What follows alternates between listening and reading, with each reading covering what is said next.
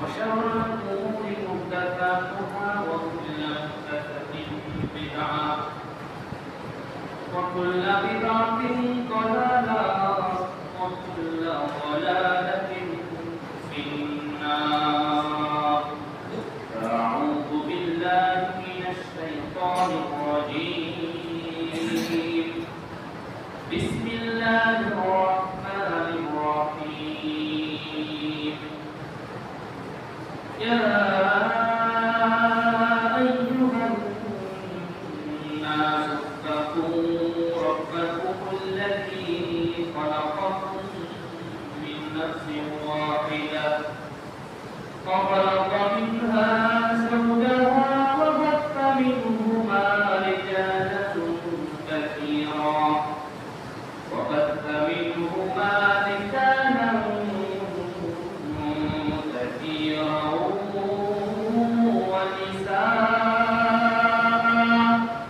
واتقوا الله الذي تساءلون به والأرحام إن الله كان عليكم رقيبا. يا أيها الذين آمنوا اتقوا الله وقولوا قولا سديدا يصلح لكم أعمالكم ويغفر لكم ذنوبكم ومن يطع الله ورسوله فقد فاز فوزا عظيما. فأعوذ بالله من الشيطان الرجيم.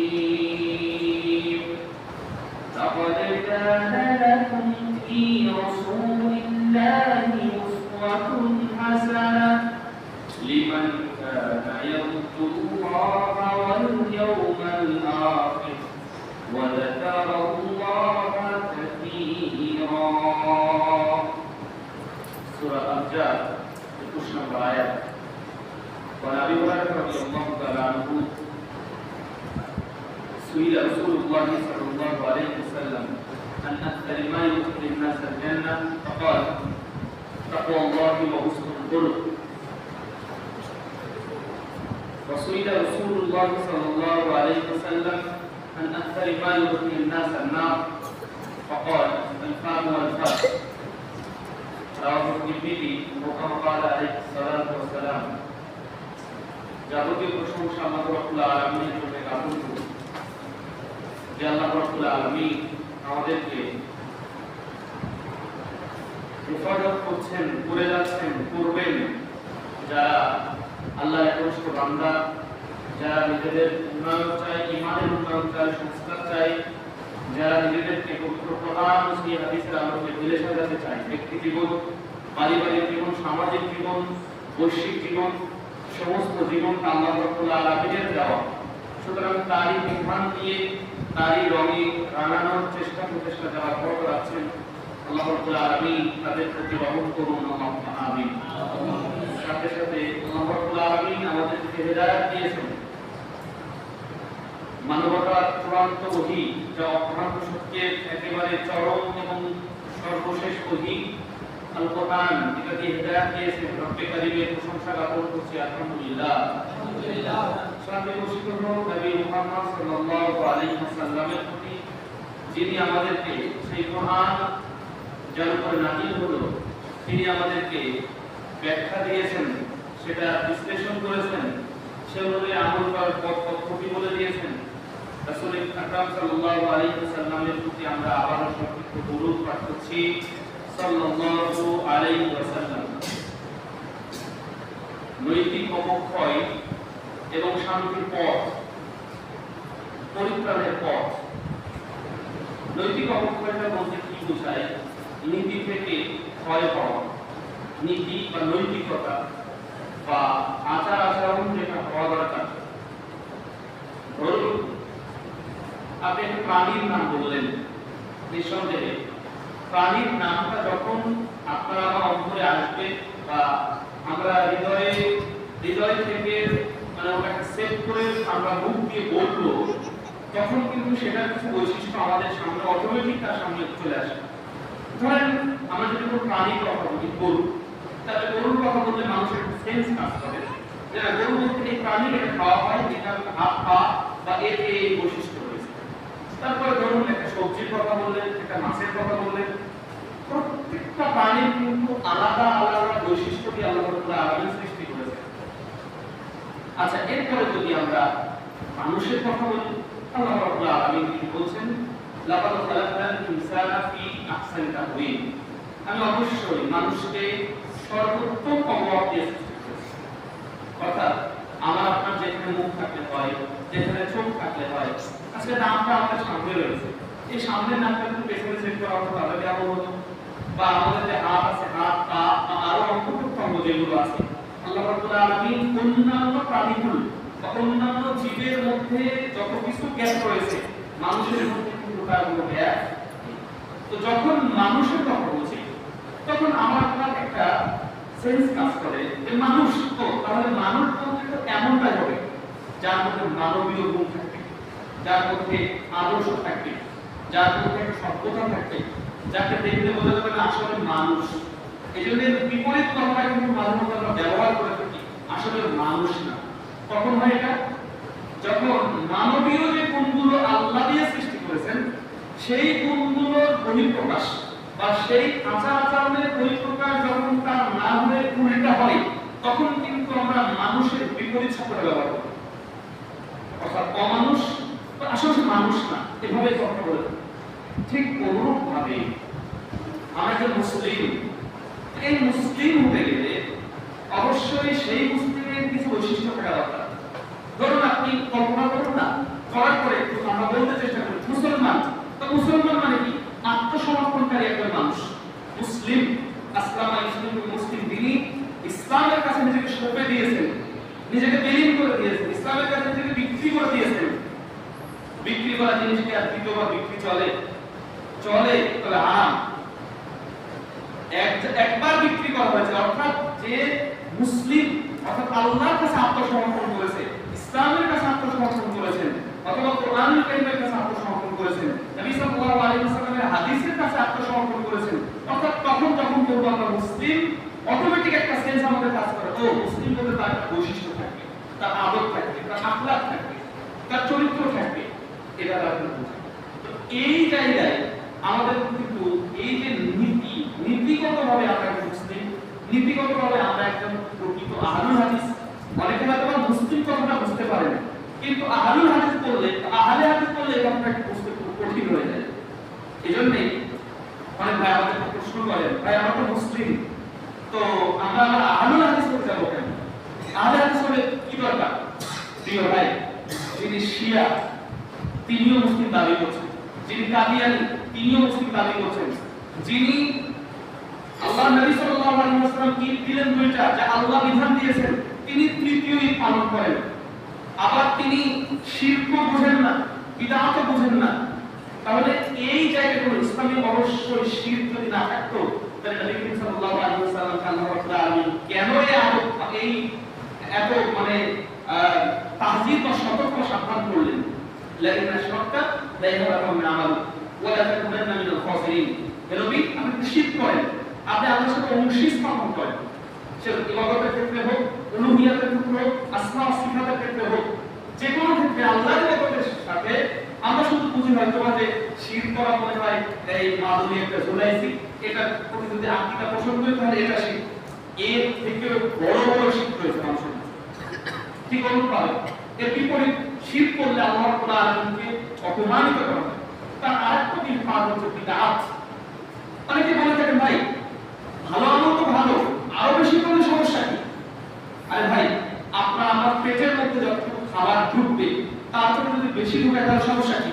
পেটের ভিতরে যেটা আছে ওটাও বের হয়ে চলে আসে, অর্থাৎ ভমিটিং সিস্টেম হতে পারে, অথবা লুজমোশন হতে পারে, আরো সমস্যা হতে পারে। প্রত্যেকটা জিনিসের একটা মাপকাঠি রয়েছে। সুতরাং এই মাপকাঠির বাহিরে বেশিও করার সুযোগ নেই, কম করার সুযোগ নেই। তো যিনি বলছেন আমরা হয়তো মুসলিম, নবী করিম সাল্লাল্লাহু আলাইহি ওয়াসাল্লাম শেষ নবী না, এই আকীদা যদি কেউ আপনার সামনে উপস্থাপন করে আপনি কি বলবেন? আবার বর্তমান সময়ে বড় সমস্যা যেটা ভিতরে হচ্ছে, আমাদের ভাইদের কাছে দাওয়াত পৌঁছে যাচ্ছে যে হাদিস মানার দরকার নেই, শুধু কোরআন মানলেই যথেষ্ট হবে। নাউযুবিল্লাহ। অথচ কোরআন নাযিল হলো কার উপরে? নবী মুহাম্মদ সাল্লাল্লাহু আলাইহি ওয়াসাল্লামের উপরে। সুতরাং কোরআনের যে বিধানগুলো রয়েছে তার পুঙ্খানুপুঙ্খ বর্ণনা দিয়েছেন নবী করিম সাল্লাল্লাহু আলাইহি ওয়াসাল্লাম। আপনাকে আমাকে যদি কেউ প্রশ্ন করে যে ভাই জুমার সালাত করব না জোহরের সালাত করব, ফয়সালা কোথায় আছে? হাদিস দিয়ে কিন্তু এর সমাধান আছে। যদি কেউ বলে যে না পাঁচ ওয়াক্ত সালাত যেটা আমি করব, তো কিভাবে করব? এটার সমাধান কিন্তু হাদিস থেকে আনতে হবে। পাঁচ ওয়াক্ত সালাতের পূর্বে যে আমার ওযু দরকার, পবিত্রতা দরকার, এটা আমি কিভাবে করব? তার তাত্ত্বিক বা বিস্তারিত বর্ণনাটা কোরআনে আছে। আপনি যাকাত দিবেন, কিভাবে যাকাত দিবেন? কোরআন কারিমে যাকাত ওয়া আকিমুস সালাত ওয়া আতুস যাকাত বলা হয়েছে, কিন্তু যাকাত কতটুকু দিতে হবে? আমার সওয়াব দিতে হবে নাকি 2.5% আমাদের বিতরণ করতে হবে?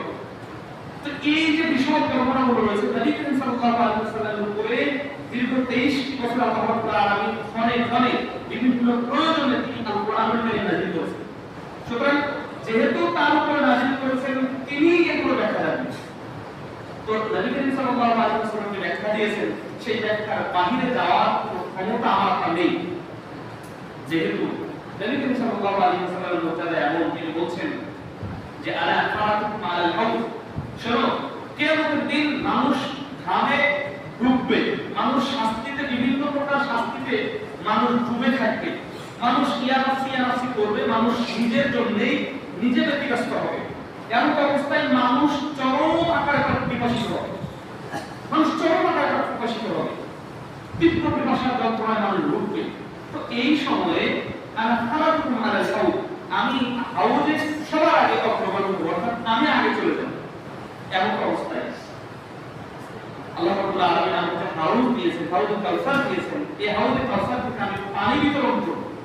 তো পানি বিতরণ করব এমন অবস্থায় উম্মতের মাঝে আমি যখন বিতরণ করব পানি, তখন হঠাৎ করে তাবাইনি ওয়াবাইনা উম্মাহ হিজাব, আমার এবং এক উম্মতের মাঝে একটা হিজাব পড়ে যাবে, পর্দা পড়ে যাবে, দেওয়াল উঠে যাবে। নবী করিম সাল্লাল্লাহু আলাইহি ওয়াসাল্লাম তিনি বলবেন আরিফুহুম ওয়া ইয়ারিফুনি, আচ্ছা আমি তাদেরকে চিনি এবং তারাও আমাকে চিনে। আমি মুহাম্মদ সাল্লাল্লাহু আলাইহি ওয়াসাল্লাম, আমি তাদেরকে চিনি এবং তারাও আমাকে চিনে।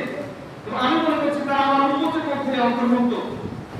নবী করিম সাল্লাল্লাহু আলাইহি ওয়াসাল্লামকে বলা হবে আপনি জানেন না আপনি আসার পরে মা বাদালু, কি তারা আপনার শরীয়তকে পরিবর্তন করেছে। আপনি চলে এসেছেন, কারণ আপনি তো বলে আসছেন যে তারাকতু ফিকুম আমরাইন লান তাদিলু মা তামাসসাকতুম বিহিমা কিতাবাল্লাহ ওয়া সুন্নাতুন নবী। আমি রেখে যাচ্ছি, আমি থাকবো না, আমার সাহাবায়ে কেরাম থাকবে না, বা আমি থাকবো না, এর পরবর্তীতে তোমরা কখনোই পথভ্রষ্ট হবে না যদি দুটি জিনিসকে আঁকড়ে ধরো।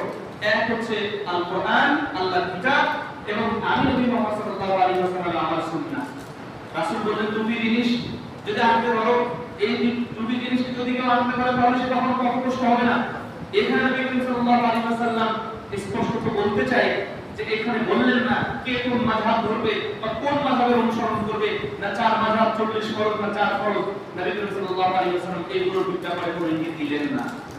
তাহলে কেনই বা চতুর্থ হিজরির পর থেকে নিয়ে, কেনই বা 400 হিজরির পর থেকে নিয়ে মাযহাবের আবিষ্কার হলো, কেনই বা মুসলিমদের মধ্যে বিভক্ত হলো, কেনই বা মুসলিমদের মধ্যে ঐক্য আসলো না? এর কারণগুলো কি? সব কারণগুলো কিন্তু হলো যদি আমি আল্লাহ এবং তার নবী মুহাম্মদ সাল্লাল্লাহু আলাইহি ওয়াসাল্লামের বিধানকে মেনে নেই।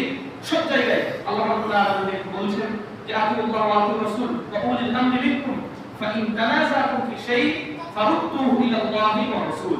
কোন বিষয় আমি মনে একরকম বলছি, আরেকজন আরেকরকম বলছেন, এটাকে রুদ্দু ইলাল্লাহি ওয়া রাসূল, অর্থাৎ কোরআনুল কারীম এবং রাসূলের হাদিসের থেকে ওটাকে যদি রিটার্ন করে ওটাকে ফিরিয়ে দেই তাহলে সেখানে ফয়সালা চলে আসবে। এটা হচ্ছে শরীয়ত। এটা যখন আমি মানব তখন নবী করিম সাল্লাল্লাহু আলাইহি ওয়াসাল্লামকে অবশ্যই আমাকে মানতে হবে। আমরা বলছিলাম যে এর ভিতরে আমি আহলুল হাদিস থেকে আমি মুসলিম, অবশ্যই আমার প্রথম পরিচয় মুসলিম। আবার আমি যেমন ফয়সাল মাহমুদ পরিবারের বড় ছেলে, আমি আমার স্ত্রীর কাছে স্বামী, আমার সন্তানের কাছে আমি আমার পিতা, আমি আমার শাশুড়ির কাছে জামাই, আমি আমার মায়ের কাছে বড় ছেলে, আমি আমার বাবার কাছে বিভিন্ন পরিচয় রয়েছে। এই পরিচয় থাকতে পারে, কিন্তু আমাদের মেন পরিচয় আমরা মুসলিম, কিন্তু বৈশিষ্ট্যগত নাম কিন্তু আমরা আহলুল হাদিস। আহলুল হাদিস মানে কি আমরা সব বিষয়ে আলোচনা করব। আহলুল হাদিস বলতে যিনি পবিত্র কোরআন ও সুন্নাহ হাদিসের নিঃশর্ত অনুসারী, যিনি বলবেন না যে শেষ নবী গোলাম আহমদ কাদিয়ানী, যিনি বলবেন না মুসলমানদের তিনটা ঈদ নাউযুবিল্লাহি মিন যালিক, যিনি বলবেন না আমরা কোরআন মানি, আমরা হাদিস মানি না, আমরা কোরআন মানি। কি প্রসঙ্গ? মারাত্মক প্রসঙ্গ। যুবক ভাইদের কাছে ভিতরে ভিতরে দাওয়াতগুলো চলে যাচ্ছে কিভাবে, যে তারা বলছেন অনেক উচ্চ শিক্ষিত হায়ার এডুকেটেড পারসন আমাদেরকে বলছেন যে হাদিস তো ভাই ম্যান মেড, হাদিস তো মানুষের তৈরি করছে। নাউযুবিল্লাহি মিন যালিক, আস্তাগফিরুল্লাহ। অথচ আল্লাহ রাব্বুল আলামিন সূরা নজমের মধ্যে তিনি বলছেন ওয়ামা ইয়ানতিকু আনিল হাওয়া ইন হুয়া ইল্লা ওয়াহয়ুন ইউহা। নবী মুহাম্মদ সাল্লাল্লাহু আলাইহি ওয়াসাল্লাম নিজের পক্ষ থেকে কোনো কথা বলেন না, তিনি ওই কথাটুকু বলেন যেটা তার উপর কি করা হয়, ওহী করা হয়।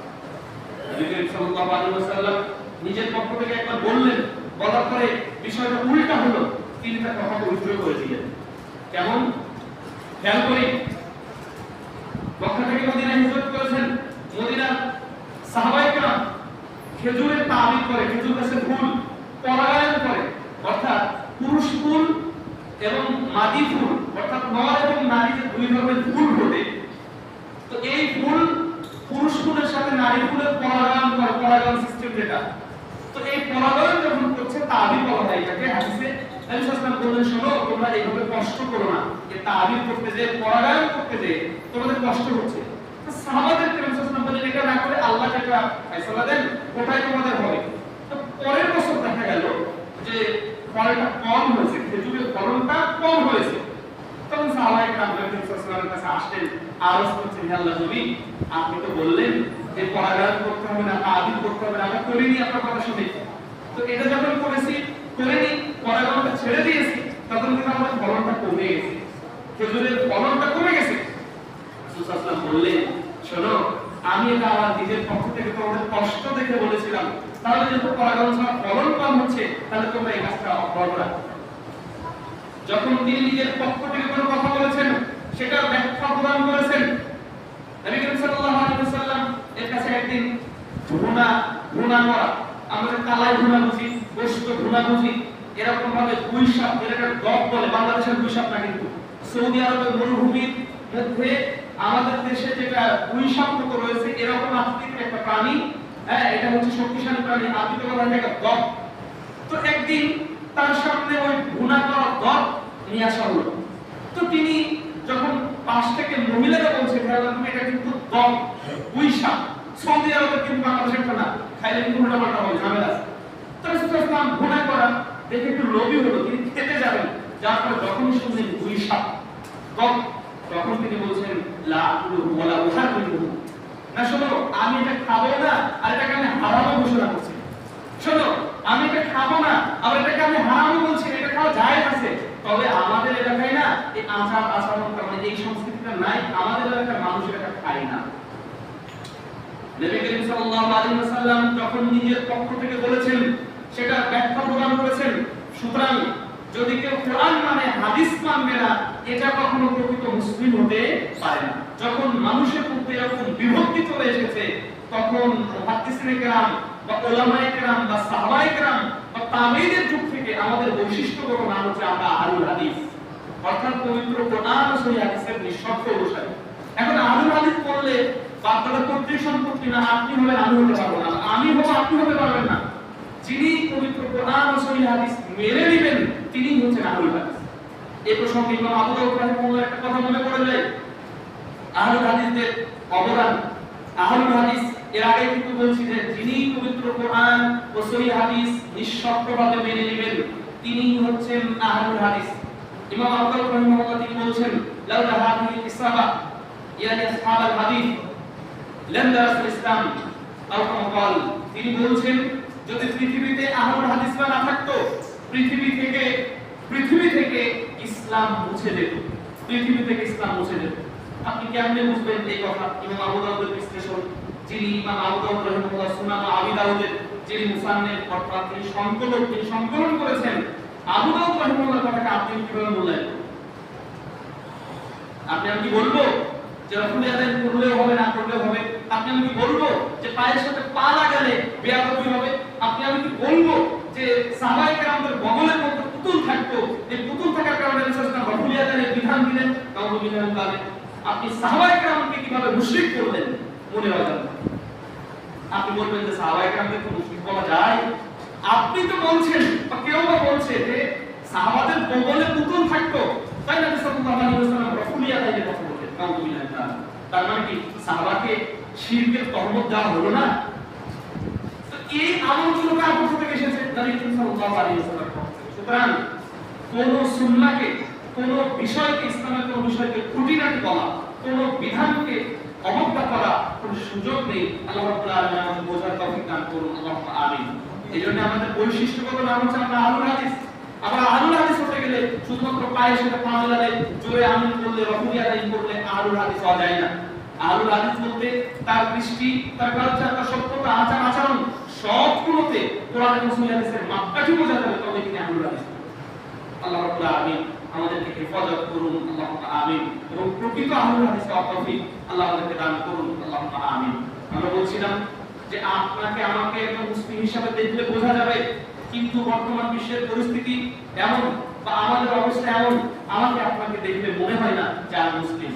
আমাকে আপনাকে দেখলে মনে হয় না যে আমার মধ্যে নীতি নৈতিকতা রয়েছে। আমার আচার আচরণ, আমাদের লেনদেন, আমাদের সভ্যতা, আমাদের সংস্কৃতি এমন পর্যায়ে আমরা নিয়ে ফেলেছি যে মুসলিমদের যে বৈশিষ্ট্য থাকা দরকার, একজন ব্যক্তির যে ব্যক্তিত্ব থাকা দরকার, সেই বিষয়গুলো আমাদের মাঝে নাই। আমরা কথায় কথায় বলি জাহেলি যুগের অবস্থা।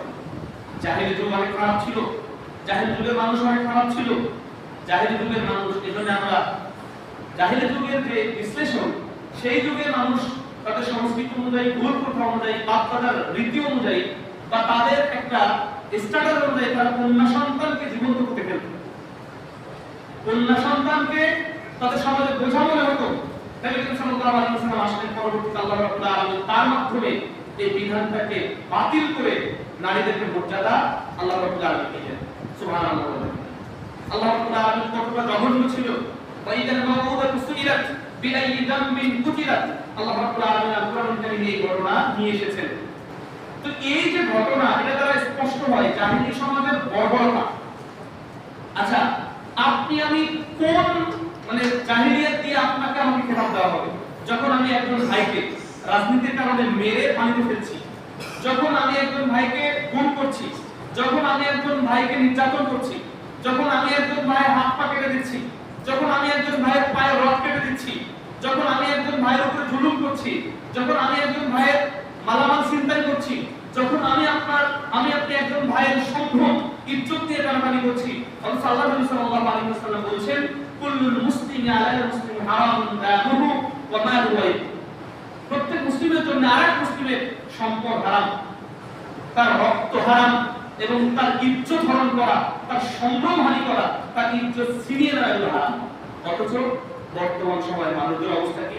মুসলিমদের মাঝে বিধর্মীরা এমন কিছু পুশ করে দিল যেটার কারণে ঘরে ঘরে আজকে দ্বন্দ্ব। ভাই একদল করেন, আমি আরেকদল করি, আরেক ভাই আরেকদল করেন। আরে ভাই, আমাদের শুরুটা কোথায় হলো? আদম আলাইহিস সালাম এবং মা হাওয়া, ইয়া আদম উসকুন আনতা ওয়া যাওজুকাল জান্নাহ ওয়া কুলা মিনহা রাগাদান হাইতু শি'তুমা ওয়া লা তাকরাবা হাযিহি শাজারা। শুরু হলো জান্নাতের মধ্যে, অবস্থা আমাদের জাহান্নাম। শুরু হলো এক জায়গা থেকে, অথচ আমাদের মধ্যে পার্টি পার্টা, রাজনীতি, উভয় মতবাদ আর যত কোনো মতবাদ এগুলো ঢুকে আমাদেরকে বিভক্ত করছে না? ভাই ভাই সমাজের মধ্যে, দেশের মধ্যে আশ্চর্য ব্যাপার, ক্ষমতা নিয়ে একবার আরেক ভাইকে মারবে, ক্ষমতা নিয়ে একবার আরেক ভাইকে গুম করবে, ক্ষমতা নিয়ে আরেক ভাইকে। তো গতকালকে দেখলাম একজন আগের পিরিয়ডের মানুষ তার হাত পা বাঁধা অবস্থায় ব্রিজের নিচে পেয়েছে পানির মধ্যে। কে মেরেছে এই মুসলমান ভাইকে? কে মেরেছে? মুসলিম ভাইরা মেরেছে। আপনি দেখেন আরো কত ঘটনা ঘটছে। এগুলো কি মুসলমানের কাজ? কিভাবে একজন মুসলিম হিসেবে আমরা পরিচয় দেই? আর কিভাবে আমি আপনি এই ঈমান নিয়ে কবরে পরিচয় পাবো? কিভাবে আমি আপনি এই ঈমান নিয়ে আল্লাহর কাছে রক্ষা পাবো? অথচ আমার আপনার পুঙ্খানুপুঙ্খ হিসাব আল্লাহ রাব্বুল আলামিন আপনার আমার কাছে নেবেন। আমি কি প্রস্তুত? আমাকে আল্লাহ রাব্বুল আলামিন প্রশ্ন করবেন, তুমি তোমার যৌবনকাল সম্পর্কে হিসাব দাও আব্দুল্লাহ, আমেনা তুমি তোমার যৌবনকাল সম্পর্কে হিসাব দাও। এ আব্দুল্লাহ বাবা, আব্দুল্লাহর মা, আজকে আমি আল্লাহ রাব্বুল আলামিন কিয়ামতের ময়দানে হিসাব নেবেন, সেদিন আমি আপনাকে হিসাব দিতে পারবো? সব কিছু মানুষের সামনে উপস্থাপন করা হবে। আপনি কাকে মেরেছেন, আপনি কাকে মারছেন, কার বিরুদ্ধে আপনি ষড়যন্ত্র করছেন, আপনি কাকে হত্যা করেছেন, আপনার একটু ক্ষমতার জন্য, আপনার একটু টাকার জন্য, আপনার চেয়ার থেকে টিকিয়ে রাখার জন্য আপনি মুসলিম ভাইকে মারলেন, আপনি কিভাবে মুসলিম হলেন? অথচ আল্লাহ রাব্বুল আলামিন তিনি বললেন, ইয়া আইয়ুহাল্লাযীনা আমানু, হে বিশ্বাসীগণ, তোমরা পরিপূর্ণভাবে ইসলামে প্রবেশ করো, আর ওয়ালা তামুতুন্না ইল্লা ওয়া আনতুম মুসলিমুন, আর তোমরা হেদায়েত প্রাপ্তদের অন্তর্ভুক্ত না হয়ে যেন পৃথিবী থেকে বিদায় নিও না। আমি কি হেদায়েত প্রাপ্তদের অন্তর্ভুক্ত? আমি কি হেদায়েত নিয়ে কবরে যেতে পারবো? আমি কি হেদায়েত নিয়ে পুলসিরাতে পুল পার হতে পারবো? আমি কি মিজানে রক্ষা পাবো? আমাকে আল্লাহ রাব্বুল আলামিন আমাকে হিসাব নিকাশ নেবেন, আমি কি সেই হিসাব দিতে প্রস্তুত রয়েছি? এই বিষয়গুলো যদি আমার হৃদয়ের মণিকোঠায়, আমার অন্তরে যদি এটা জাগরিত হয়, আমার অন্তরে যদি স্থান পায়, তাহলে আমি মুসলিম, নতুবা নামকে অর্থে মুসলিম দিয়ে ইহকালীন কল্যাণ এবং পরকালীন মুক্তি আসা সম্ভব নয়। আল্লাহ রাব্বুল আলামিন, আমরা বলছিলাম সামাজিক অবক্ষয় এবং শান্তি কি করে পাবো আমরা? শান্তি পাওয়ার একমাত্র পথ, সব কিছু বাদ দিয়ে যদি আল্লাহর সন্তুষ্টির জন্য প্রত্যেকটা কাজ করি, তবে শান্তি।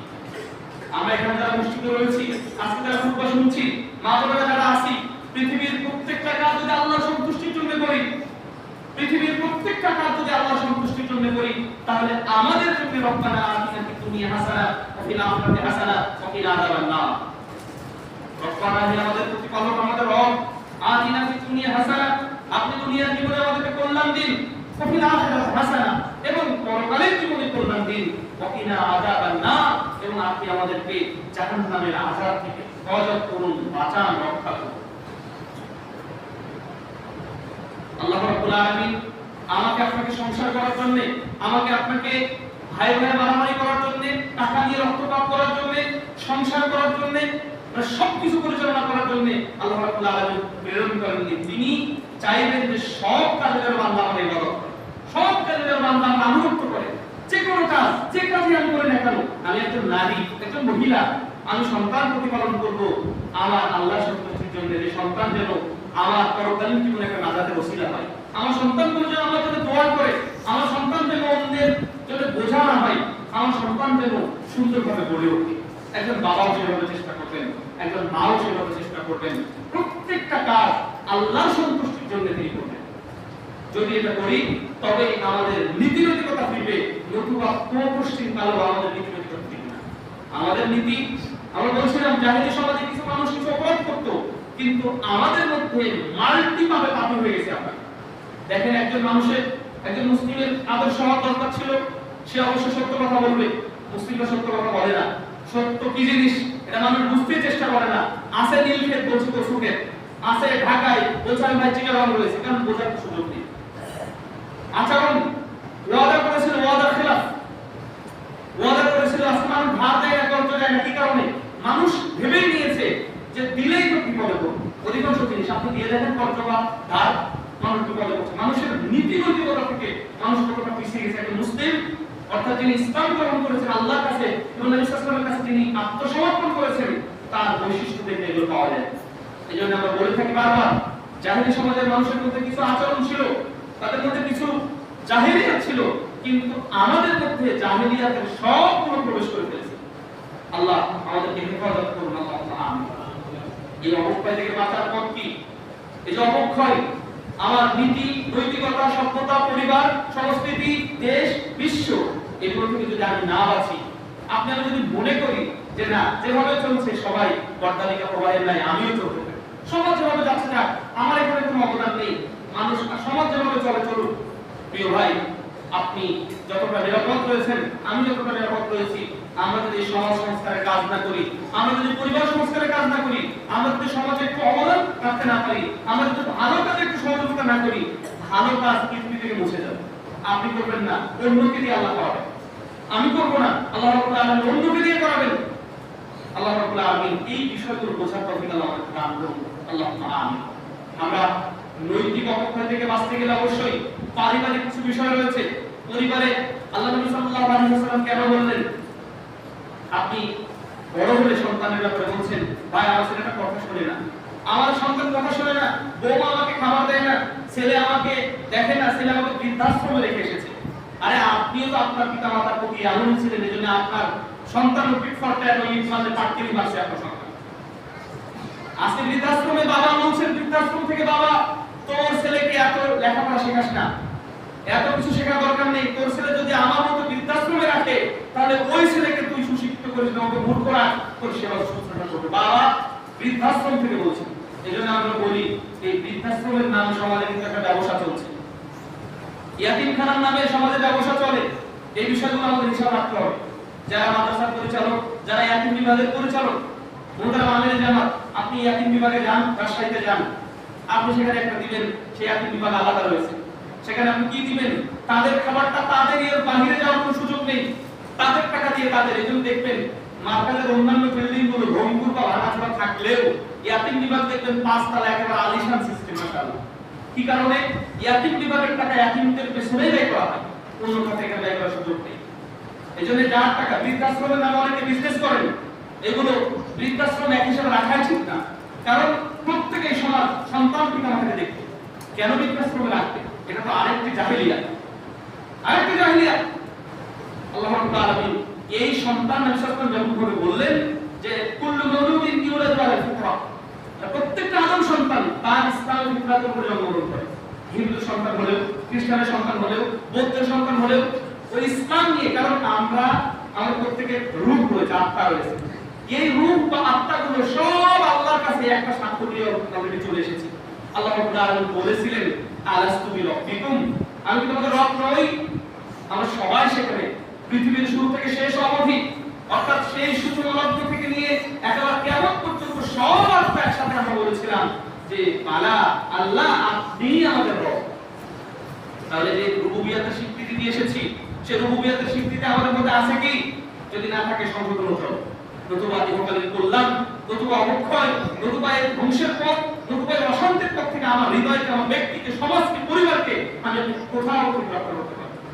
আল্লাহ রাব্বুল আলামিন আমাদের হেফাজত করুন, আল্লাহুম্মা আমিন। এই অবক্ষয় ঠেকানোর জন্য পরিবার থেকে পদক্ষেপ নেওয়া, মাকে আদর্শবান হতে হবে।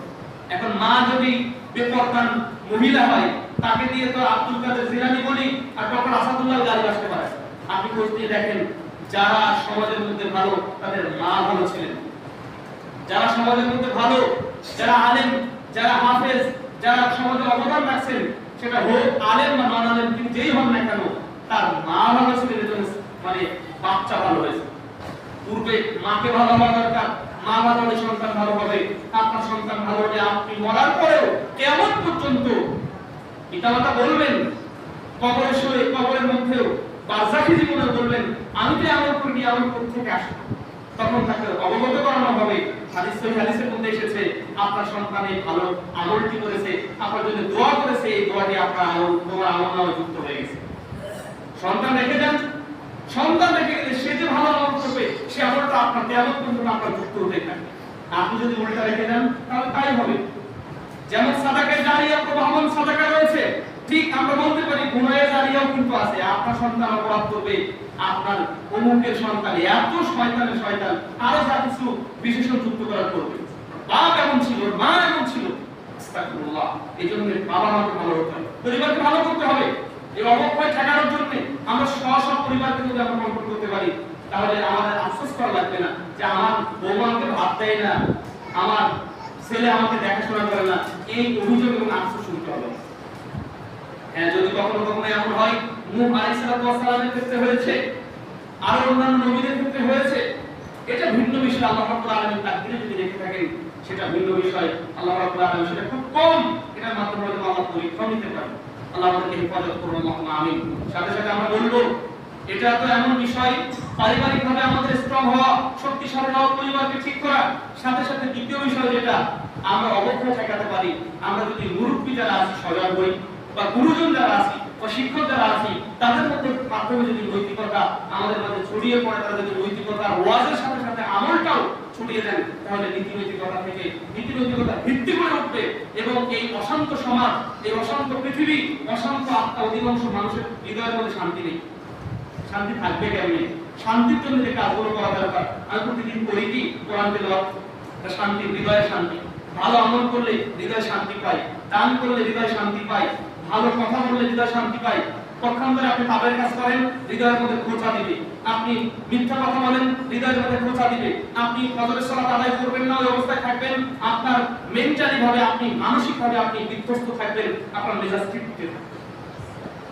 এই আমল যখন আপনি এই আমলের পরিবর্তে যেটা শরীয়তের আমল, এটা বিপরীত যখন আপনি করব, তখন কিন্তু অ্যাকশনের পরিবর্তে এই অ্যাকশনই কিন্তু আমার লাইফে করবে। আল্লাহ রাব্বুল আলামিন আমাকে আপনাকে হেফাজত করুন, আল্লাহুম্মা আমিন। সবাইকে নৈতিকভাবে আগে ব্যক্তিগতভাবে ভালো হওয়া উচিত, ব্যক্তিগতভাবে ভালো হওয়া উচিত। সরকার আমাকে ভালো করবে, প্রশাসন আমাকে ভালো করবে, এটা কখনো কারো সম্ভব নয়। যদি আমরা ঘটনার দিকে লক্ষ্যপাত করি, নবী করিম সাল্লাল্লাহু আলাইহি ওয়াসাল্লাম বিধান দিয়েছেন, আল্লাহ রাব্বুল আলামিনের পক্ষ থেকে বিধান উপস্থাপন করেছেন। সেই বিধান উপস্থাপন করার ক্ষেত্রে ভেতরে ভেতরে যদি কেউ পাপ করেছেন, তাহলে সেই পাপটা রাসূলের সামনে এসে বলেছেন। কি কারণে? তাদের মধ্যে নীতি ছিল, নৈতিকতা ছিল যে না, ইহকালীন জীবনে আমি কোনো পাপ করেছি, এই পাপ যদি ইহকালে আমার শাস্তি হয়ে যায়, তাহলে পরকালে আমি মুক্তি পাবো। ধরুন আপনি জেনা করেছেন, বা কেউ জেনা করেছে, জেনার শাস্তি যদি ইহকালে হয়ে যায়, পৃথিবীতে হয়ে যায়, পরকালীন জীবনে একটা কোনো শাস্তি নেই। যদি কেউ মদ পান করেছে, বিড়ি খেয়েছে, বা মিথ্যা কথা বলেছে, মিথ্যা তহমত দিয়েছে, এর পৃথিবীতে শাস্তি রয়েছে। চুরির চুরি করার, হাত কাটার যে শাস্তি, এটা যদি দুনিয়া থেকে ফয়সালা হয়ে যায়, জেনাকার এবং জেনাকারের হদ যদি কায়েম হয়ে যায়, তাহলে পরকালীন জীবনে সেই ব্যক্তি মাফ পেয়ে যাবে। সাহাবায়ে কেরাম এমন ছিলেন। নবী করিম সাল্লাল্লাহু আলাইহি ওয়াসাল্লাম মাইজ ইবনে মালিক রাদিয়াল্লাহু তাআলা আনহু ঘটনা আমরা জানি। মাইজ ইবনে মালিক তিনি নবী করিম সাল্লাল্লাহু আলাইহি ওয়াসাল্লামের কাছে আসলেন, এসে বলছেন, আল্লাহর নবী সাল্লাল্লাহু আলাইহি ওয়াসাল্লাম, তাহিরনি, আপনি আমাকে পবিত্র করুন, আপনি আমাকে পবিত্র করুন। ইন্নী কদ জানাইতু, নিশ্চয় আমি জেনা করে ফেলেছি। আল্লাহর নবী, আমি জেনা করে ফেলেছি, আপনি আমাকে পবিত্র করুন, আমার জেনা থেকে মুক্ত করুন। নবী করিম সাল্লাল্লাহু আলাইহি ওয়াসাল্লাম তার কথা ওইভাবে গুরুত্ব দিচ্ছেন না, এবং তিনি বলছেন, আস্তাগফিরুল্লাহ ওয়া তুবু ইলাইহি, আরে তুমি আল্লাহর কাছে ইস্তিগফার করো, ক্ষমা প্রার্থনা করো, আল্লাহর কাছে ক্ষমা প্রার্থনা করো, আল্লাহর কাছে তওবা করো। ইস্তিগফার মানে আল্লাহর কাছে ক্ষমা প্রার্থনা করা, আর তওবা মানে ওই পাপ আর কখনো আল্লাহ আমি আপনার দিকে ফিরে যাচ্ছি বলে আল্লাহর কাছে ক্ষমা প্রার্থনা করা এবং ওখান থেকে রিটার্ন আসা, এটা হলো তওবা এবং ইস্তিগফার। নবী সাল্লাল্লাহু আলাইহি ওয়াসাল্লাম বললেন, সাহাবী গেলেন, মাইজ বিন মালিক কিছুদিন গেলেন, যাওয়ার পরে আবার ফিরে আসলেন, আল্লাহর নবী, তাহিরনি, ইন্নী কদ জানাইতু, আমাকে পবিত্র করুন, আমি জেনা করে ফেলেছি, আমাকে পবিত্র করুন, আমি জেনা করে ফেলেছি। এইভাবে তিনবার চলে গেলেন। নবী করিম সাল্লাল্লাহু আলাইহি ওয়াসাল্লাম বলছেন, আবিকা জুনুন, আরে তুমি, তোমার মধ্যে কি পাগলামি আছে নাকি, তুমি কি পাগল নাকি? সাহাবায়ে কেরামদের বললেন, দেখো তো তার মুখের দুর্গন্ধ নিয়ে দেখো, সে আসলে মানে মদ পান করে ফেলেছে। সাহাবায়ে কেরাম তার মুখের কাছে গেলেন, মুখে দুর্গন্ধ আছে কিনা, মদ তো পাই কিনা, তিনি শুকলেন। সাহাবায়ে কেরাম রিপোর্ট দিলেন, আল্লাহর নবী সাল্লাল্লাহু আলাইহি ওয়াসাল্লাম, না, তিনি মদ পান করেননি, মাইজ বিন মালিক ঠিকই আছে। তখন আবার বলছেন, তুমি আবারও বলো। তিনি বলছেন যে ইন্নী কদ জানাইতু, আমি জেনা করে ফেলেছি। চারবার স্বীকারোক্তি দিলেন। চারবার স্বীকারোক্তি বা অথবা চার মাধ্যমে যখন চার সাক্ষী থাকে, সাক্ষ্য প্রদান করা হয়, তখন জেনার কাজ আপনি আমাকে বলবেন যে ফয়সাল মাহমুদ জেনা করেছে, আর চলবে না, চার সাক্ষী লাগবে এবং সাক্ষ্য প্রদানের ভিত্তিতে তারপরে ফয়সালা হয়। তিনি চারবার সাক্ষ্য প্রদান করলেন। নবী সাল্লাল্লাহু আলাইহি ওয়াসাল্লাম বললেন, ঠিক আছে, যাও, মাইজ বিন মালিকের উপরে হদ কায়েম করো, তার শাস্তি যেটা ইসলামী শাস্তি, তাকে রজম করো, যেহেতু সে বিবাহিত, তার শাস্তি রজম করতে হবে, অর্থাৎ তাকে কূপে পাথর নিক্ষেপ করে তাকে হত্যা করো। সাহাবায়ে কেরাম করলেন। করার পরে কি হলো? সাহাবায়ে কেরাম ইসলামের মজলিসে বসে বিভিন্ন ভাবে তাদের সামনে উপস্থাপিত হয়েছে আলোচনা, এমন যে আল্লাহর নবী মাইজ বিন মালিক, সে তো চলে গেল, সে ভালোই করেছে, তার তওবা কবুল হয়েছে, এরকম বিভিন্ন আলোচনা চলছে। নবী করিম সাল্লাল্লাহু আলাইহি ওয়াসাল্লাম বললেন, শোনো, লাকাদ তাবা তাওবাতান, মাইজ বিন মালিক এমন তওবা করেছে, লা কুসিমাত বাইনা উম্মাহ, যদি উম্মতের সবার মাঝে মাইজ বিন মালিকের তওবাটাকে ভাগ করে দেওয়া হয়, লা ওয়াসিয়াতুহুম, তারপরেও উম্মতের তওবার চাইতে মাইজ বিন মালিকের তওবাটা প্রাধান্য পেয়ে যাবে। এটা কেন বললেন? নবী করিম সাল্লাল্লাহু আলাইহি ওয়াসাল্লাম ছিলেন আদর্শবান। মুসলিমরা আজকে কার আদর্শ নিচ্ছে? ধর্মীয় আদর্শ নাকি বিধর্মীয় আদর্শ? মুসলিমরা কার আদর্শ গ্রহণ করে নিয়েছে? মুসলিমদের আইডল কে? যুবকদের আইডল তো বিভিন্ন সেলিব্রিটি, হয় হিন্দি সিনেমা, অথবা বাংলা সিনেমা, অথবা কোন এই ধরনের মানুষের অপসংস্কৃতি। আপনি যদি বলা হয়, যদি কোন যুবককে বলা হয়, যুবক ভাই 10 জন নবীর নাম বলেন তো, 10 জন নবীর নাম মুহাম্মদ রাসূলুল্লাহ, এই নামটাই বড় হয়ে বলতে পারে। তাহলে ঠিক মুসলিম যুবক কি করে হলো, মুসলমান কি করে হলো? এই জায়গা থেকে আমাদের বের হওয়া উচিত। আপনি যদি বলেন 10 জন মানে রাজনীতিবিদের নাম বলতে 10 জন মানে বিধর্মী লিডারের নাম বলতে তাহলে বলে ফেলবে।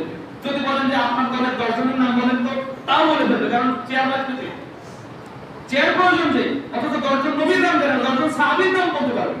এটা কি মুসলিম ভাই? এটা আমি কি মুসলিম? অথচ আমাদের আদর্শ ছিল নবী মুহাম্মদ সাল্লাল্লাহু আলাইহি ওয়াসাল্লাম। আল্লাহ রাব্বুল আলামিন সূরা আহজাবের মধ্যে এই কথা বলছেন, লাকাদ কানা লাকুম ফি রাসূলিল্লাহি উসওয়াতুন হাসানাহ লিমান কানা ইয়ারজুল্লাহ ওয়াল ইয়াউমাল আখির। যে আল্লাহর দিদার চাই, আল্লাহর সাক্ষাৎ চাই, যে পরকাল চাই, তার জন্য অবশ্যই নবী মুহাম্মদ সাল্লাল্লাহু আলাইহি ওয়াসাল্লামের আদর্শই উত্তম আদর্শ। সুতরাং ফিরে আসুন, আমরা যদি ইহকালীন কল্যাণ এবং পরকালীন মুক্তি পেতে চাই, তাহলে আমাদের সারাদিনের বডিতে আল্লাহ এবং তার রাসূলের আদর্শ ধারণ করতে হবে। পরিবারের মধ্যে সেটা চেষ্টা করতে হবে, সমাজের মধ্যে সেটা চেষ্টা করতে হবে। পারতপক্ষে এবং হকের পক্ষে থাকা এবং বাতিলের পক্ষে সোচ্চার থাকা আমাদের উচিত। আল্লাহ রাব্বুল আলামিন আমাদের তৌফিক দান করুন। আল্লাহুম্মা আমিন। সম্মানিত মুসলিয়ানে কেরাম, আজকে সময়ের দাবি অনুযায়ী একটা বিষয় আমাদেরকে বলতেই হয়। বর্তমান সময়ে একটা ভাইরাল ইস্যু হয়ে দাঁড়িয়েছে ইসকন। মুসলিমরা যখন একটু আঘাত করে মুসলিমরা জঙ্গি হয়, মুসলিমরা সন্ত্রাসী হয়, মুসলিমরা এই হয় ওই হয়। টুইন টাওয়ার নিয়ে আমেরিকা বহু খেল খেলেছে। মুসলিমরা যখন কোন কথা বলে তখন সেটা জঙ্গি হিসেবে আখ্যায়িত হয়। মুসলিমদের ইমামকে যখন অপহরণ করে তখন বিভিন্ন নাটক সাজিয়ে তাকে পাগল বানানো হয়। মানুষ কি বোঝে না? মানুষ কি শাক দিয়ে আর মাছ দিয়ে যখন ভাত খায় তখন মানুষ স্পষ্ট বুঝতে পারে যে এর মধ্যে শাক কোনটা আর মাছের কাঁটা কোনটা। কোন পাগলে কিন্তু কাঁটা সহ মাছ খায় না। সুতরাং আপনি নাটক সাজাচ্ছেন, এর আগেও সাজিয়েছেন। মুসলিম একজন প্রকৃত মুসলিম হয়ে একজন মুসলিম মানুষকে নির্যাতন করতে পারা সম্ভব। প্রত্যেকটা বিষয় হিসাব হবে আপনি ওখানে পার পেতে পারেন, কিন্তু আল্লাহ রাব্বুল আলামিনের কাঠ গলায় পার পাবেন না। হে আব্দুল্লাহ আব্দুর রহমান, হে শাসক, হে পুলিশ বলুন, হে প্রশাসন বলুন, আপনি আল্লাহর দরবারে কিন্তু মাপ পাবেন না। আল্লাহ রাব্বুল আলামিনের তার সামনে, মানুষের সামনে সব আমলনামা যখন মানুষের সামনে উপস্থাপন করা হবে, মানুষ অতবাক হয়ে বলবে, মা লিহাযাল কিতাব, আজকের দিনে আমার সামনে কোন কিতাব উপস্থাপন করা হলো, কি আমার সামনে উপস্থাপন করা হলো, কি রেকর্ড আমার সামনে পেশ করা হলো। লা ইউগাদিরু সাগীরাতান ওয়ালা কাবীরা ইল্লা আহসাহা। বড় বিষয় তো বাদ পড়েনি, ছোট বিষয় বাদ পড়ে, এটা কেমন কিতাব? হিন্দু উগ্রবাদী সংগঠন মুসলিম মেয়েদেরকে ধর্ষণ করবে, মুসলিমদের উপর নির্যাতন করবে, মুসলিমদের মানে কলিজার যারা স্থান দখল করেছে নবী সাল্লাল্লাহু আলাইহি ওয়াসাল্লামের পরে যাদের অবস্থান, যারা আমাদের আদর্শ মোহতারাম আমিরে জামাতকে প্রফেসর ডক্টর আসাদুল্লাহ আলী এবং হেফাজতের আমির, দুই আমিরকে এক ফেক আইডি থেকে মানে এক আইডি থেকে হুমকি দেওয়া হয়েছে হত্যা। দেখা যাবে হত্যা হুমকি দেয়, এগুলো বিষয়ে তদন্ত হয় না, কারণ ওই আইডি কেউ না কেউ খুলেছে। সুতরাং প্রশাসনের উচিত ছিল ওটাকে খুঁজে বের করা, কারণ এই তথ্য প্রযুক্তির যুগে এটা এতটা কঠিন নয়। আমরা বলবো হিন্দু ভাইদের সাথে আমরা আমাদের একটা সম্প্রীতি রয়েছে, আমরা তাদের উপর জুলুম করতে চাই না। তাদের কাছে দাওয়াত, আদম আলাইহিস সালাম আমাদের আদি পিতা, মা হচ্ছে হাওয়া। সুতরাং ইসলাম মুসলিম ছাড়া অন্য কোনো ধর্মের অনুসারী হওয়ার সুযোগ নেই, এটা তাদের কাছে দাওয়াত। কিন্তু তাই বলে আমি তাদের মন্দির পাহারা দিব, এটা আমাদের জন্য সম্ভব নয়। অথবা তাদের মন্দিরে যে আমি মাথা হাত দেবো, এটা আমাদের জন্য সম্ভব নয়, এটা একটা বিষয়। আবার তাদের মন্দির যে ভাঙবো, এটা আমার জন্য সমীচিত পশ্চিম কালের নয়। আমরা দুটোর পক্ষে হই। শিরকের সাথে কোনো আপোষ করার সুযোগ নেই, শিরকের মাথা হাত দেওয়ার দরকার নেই, শিরকের ওখানে যে বাহবা দেওয়ার সুযোগ নেই, নবী করিম সাল্লাল্লাহু আলাইহি ওয়াসাল্লাম দেন নাই। সাথে সাথে আমরা বলবো যে ওখানে ভাঙার কোনো সুযোগ নেই, তাদের উপরে জুলুম করার সুযোগ। সুতরাং তারা কেন মুসলিমদের উপরে এই আঘাতগুলো হানবে? দেশীয় হোক আর বিদেশে হোক, যে চক্রান্তগুলো দেশটা নিয়ে চলছে, এগুলো উন্মোচন করা দরকার। আল্লাহ রাব্বুল আলামিন আমাদের হেফাজত করুন। আল্লাহুম্মা আমিন। আমাদের স্বার্থমূলক সোচ্চার হওয়া দরকার। হয়তোবা আমাদের কথা কতটুকু কবুল করবেন, কিন্তু একটা ইমানি জাজবা থাকা দরকার। মুসলিমদেরকে নিয়ে টানাটানি করবে, ছেড়াছেড়ি করবে, কিন্তু মুসলিমদের মধ্যে ঐক্য আসা দরকার, ঐক্য তৈরি করা দরকার। ঐক্য কিসের ভিত্তিতে হবে? নিঃসন্দেহে কোরআন এবং সহিহ হাদিসের ভিত্তিতে। ঐক্য দল অনুযায়ী হবে না, ঐক্য ক্ষমতা অনুযায়ী হবে না, ঐক্য কোন দলে কত লোক বেশি অনুযায়ী হবে না, আল্লাহ এবং তার রাসূলের রীতিনীতি অনুযায়ী ঐক্য হবে। আসুন না আমরা প্রকৃত মুসলিম হই। আল্লাহ আমাদের তৌফিক দান করুন। আল্লাহুম্মা আমিন। আজকে সম্ভবত মানে কি আহলে হাদিস আন্দোলন বাংলাদেশ আহলে হাদিস যুব সংঘ সারা দেশে আজকে প্রতিবাদ সমাবেশ এবং মানে মানববন্ধনের ডাক দিয়েছে সারা দেশে হবে, এবং আরো অন্যান্য সংগঠন আলহামদুলিল্লাহ তারাও ডাক দিয়েছে। আমরা বলতে চাই, হিন্দু ভাইরা আপনারা আমাদের সাথে আছেন, আপনাদের প্রতি আমাদের কোনো জুলুম নেই, আপনাদের প্রতি আমাদের কোনো ক্ষোভ নেই, কিন্তু আপনারা যদি আমাদের নিয়ে নীল নকশা তৈরি করেন, এরকালীন ভাবে কিন্তু পৃথিবীতে কিন্তু আপনাদের বিচার হবে, এবং আপনাদেরকে যেভাবে শাস্তির আওতায় আসতে হয়, অবশ্যই যা আল্লাহ মাযহাকাল বাতিল ইন্নাল বাতিল কানা যারুকা, নিশ্চয় হক সত্য হক প্রতিষ্ঠিত হবে। সুতরাং অসত্য মুসলিমদের উপরে চালানোর কোনো সুযোগ নেই। প্রকৃত মুসলিম প্রশাসন আল্লাহ আমাদেরকে সকলকে হক তৌফিক দান করুন। আল্লাহুম্মা আমিন। কিছু টাকার বিনিময়ে যদি বিক্রি না হয়, কিছু ক্ষমতার বিনিময়ে, একটা ফ্ল্যাটের বিনিময়ে একটু জমি পূর্বাচলের জন্য আমরা যেন বিক্রি না হই, আমি একজন প্রশাসনের ব্যক্তি, আমরা যেন এরকম কোনো কাজ না করে ফেলি। আল্লাহ যেন এরকম আমরা বিক্রি করে না ফেলি, পরকাল যেন আমরা বিক্রি করে না ফেলি। আল্লাহ আমাদেরকে প্রকৃত মুসলিম হওয়ার তৌফিক দান করুন। আল্লাহুম্মা আমিন। আকুলু কাউলি হাযা ওয়া আস্তাগফিরুল্লাহ ওয়া লাকুম। সাথে সাথে আমরা বলবো, আল্লাহ ইসলামের বিরুদ্ধে, মুসলিমদের বিরুদ্ধে যে চক্রান্ত চলছে, যে ষড়যন্ত্র চলছে, আল্লাহ আপনি আমাদেরকে হেফাজত করুন। আল্লাহুম্মা আমিন। বদরের সেই ঈমান আমাদেরকে দান করুন, উহুদের সেই ঈমান আমাদেরকে দান করুন, খন্দকের সেই ঈমান আমাদেরকে দান করুন। আমরা যদি নিজেরা না জাগি ভাই, ঘরের মধ্যে বলবো আমার ঘরে আগুন লাগবে, সময় বেশি সময় লাগবে না। আল্লাহ রাব্বুল আলামিন আমাদেরকে হেফাজত করুন। আল্লাহ আমাদের প্রকৃত মুসলিম হওয়ার তৌফিক দান করুন। আল্লাহুম্মা আমিন। আকুলু কাউলি হাযা ওয়া আস্তাগফিরুল্লাহ ওয়া লাকুম ওয়া লিসাইরিল মুসলিমিন ফাস্তাগফিরুহু ইন্নাহু হুয়াল গফুরুর রহিম।